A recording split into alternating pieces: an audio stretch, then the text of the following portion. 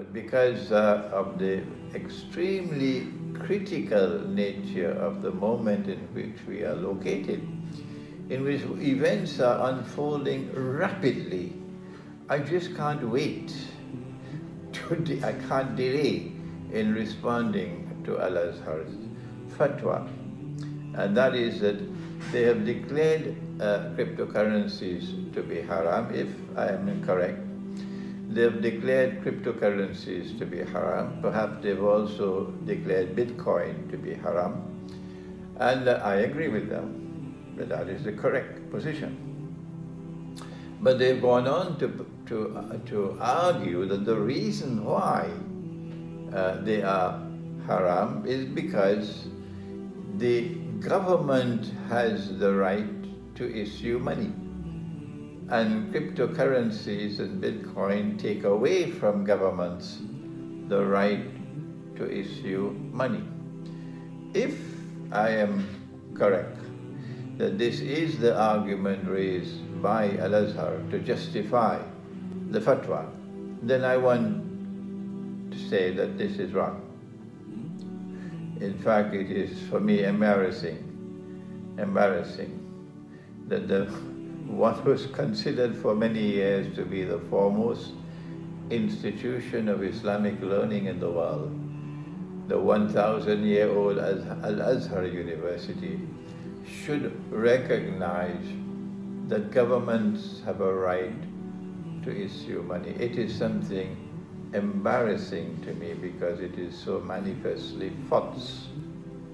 When we go to the Quran for guidance, it's completely different from what has come from Al-Azhar University, if I'm correct, that they have indeed declared that the reason why cryptocurrencies are haram and Bitcoin is haram is for this reason. No, it's not for this reason. They are haram because they have no intrinsic value. When we go to the Quran and we look for money in the Quran, we find money in the Quran having intrinsic value and having a value in which the value of the money can be stored over a long period of time successfully. So this is money functioning successfully as a store of value. Bitcoins, cryptocurrency don't have that. I look at them and I say, this looks like casino money, because the value is jumping up and down like an Australian kangaroo. Is this a valid store of money? That today the Bitcoin is worth $20,000 and tomorrow it can be worth $500? Has knowledge and intelligence and wisdom fled from the world that we can no longer understand? Not only does it not have intrinsic value, but more than that, it has a value which is jumping up and down like a kangaroo. That's not money. Rather, if Al-Azhar University would take a little time to return to the Quran. How embarrassing it is me to utter such words. And if the muftis who are busy now preparing their fatwas, their bogus fatwas, to declare cryptocurrencies and Bitcoin to be halal, if they will take a little time to go to the Quran and use proper methodology to study the Quran will tell you what is money. Yes, the Quran will do that. And when you leave the Quran and you go to the Sunnah of the Prophet ﷺ will confirm what is in the Quran.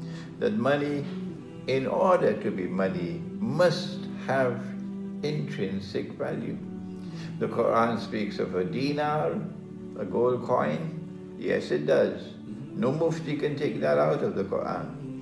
The Quran speaks of a dinar, which is a silver coin. Yes, it does. No mufti can take that out of the Quran. And the Quran speaks not only of a gold and silver coin, as money, it speaks of gold and silver, fidda and zahab. The Quran speaks of money which can last for 3 100 years and still store its value faithfully. It could buy food 300 years before, and again today, 300 years later, it can still buy food because it does not jump up and down like a kangaroo or like the present monetary system, consistently falling in value. The US dollar, which is supposed to be the international currency on which this whole monetary system is built, started off at $20 for an ounce of gold. That's where it started.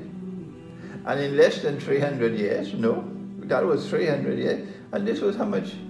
Less than 100 years. And in less than 100 years, the same US dollar now is about maybe $1,400, $1,500 for 1 ounce of gold. Look at the fall in value. This monetary system is bogus, but the money in the Quran can survive for 300 years. And money in the Quran is money you can bury in the ground and put a structure over it to protect it. Can you do that with electronic money? Can you bury a Bitcoin in the ground? Go back to Surah Al-Kahf and do your homework. We regret that we have to return again and again and again and again to this subject. But people don't seem to want to learn, to understand. So then what do?